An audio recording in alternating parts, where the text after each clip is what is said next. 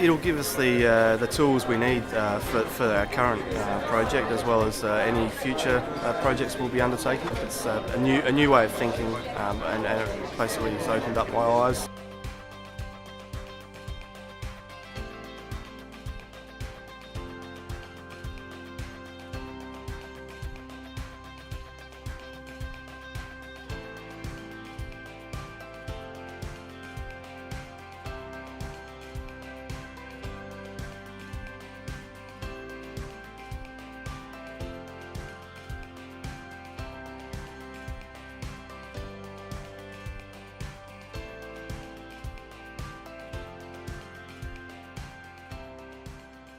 For me as a mentor, coming in week by week, the difference between each week, the shifts that the teams had made was significant and really exciting. So I'm really looking forward to seeing where they take their the work that they've done.